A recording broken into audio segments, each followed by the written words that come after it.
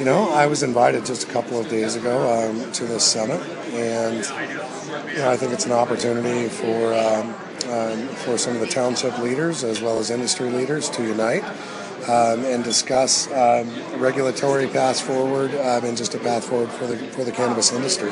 Find some of the right ways, the right infrastructure to build so that this area can have the appropriate infrastructure that's set for the success of the industry. I would like to see the state regulations really come down so that the industry knows what its guardrails are. Hopefully those will be responsible, yet allow for a thriving industry. If they're too tight, too strict, overburdensome, then it's going to be difficult for the industry to take off without just tons and tons and tons of money.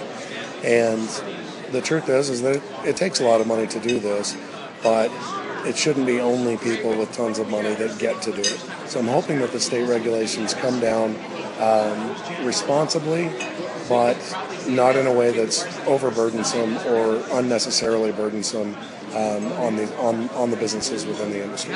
Maybe one or two political leaders, but probably not this many. Not this many townships leaders. No, this is pretty unique, actually.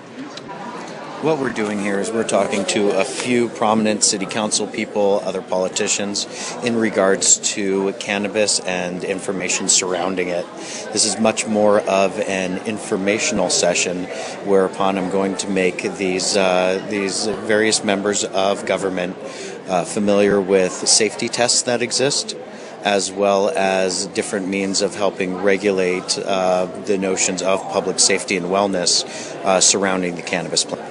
SC Labs is an analytic laboratory. It's specific to cannabis, or cannabis is definitely what we have our main focus on. And with the cannabis focus, we have tested more cannabis samples than any other analytic lab in the world. Well over 200,000 strong at this point. What we do is we test the cannabis plant usually for quality, which includes potency and terpenes, and we test it for safety, which includes microbiome, which is going to be yeast, mold, bacteria.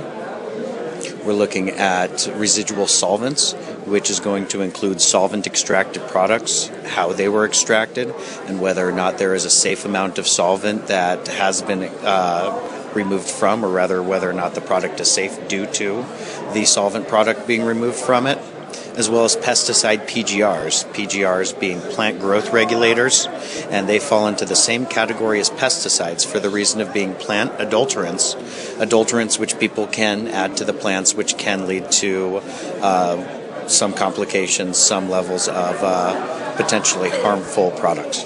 Now tell me about your average client that comes to you, a cultivator of some kind.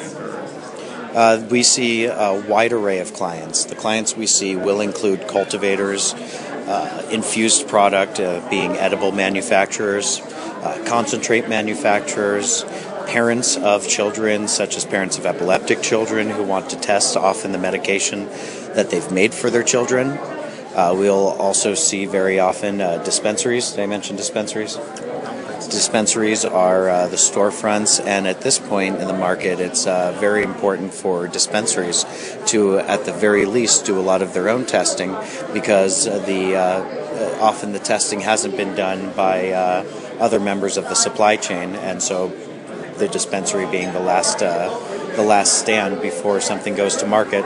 Often the dispensary is given the burden of testing. Specifically not with politicians and community leaders. I have spoken with prominent and serious members of the cannabis community, which includes doctors, and I have been involved in something on that, but never something on the line of, and this is me personally speaking, I can't speak for other members of our company, especially the owners. They have sat in many meetings such as this. But what I can say for myself is that this is a first in regards to the levels of leadership and the levels of decision making that's able to be made from a public interest perspective, and I think that's all very interesting. So I'm looking forward to it. So how do you feel personally when you walk in the room and you see the variety of people that are here? It gives me a lot of hope. When I'm looking around and what I'm seeing is very different than the expos that you mentioned. What I'm seeing is something that looks like a professional group. It looks like a serious group that all has their heart in the right place. And that's something that is far removed from the stigma of the lazy stoner, which is an unfortunate image we've all grown up with. But I feel that I'm looking at a professional, well-to-do group, serious and altruistically minded group of people here. And I'm hoping that that same perspective permeates everybody who comes in and observes what we're talking about and what we're all here to represent today.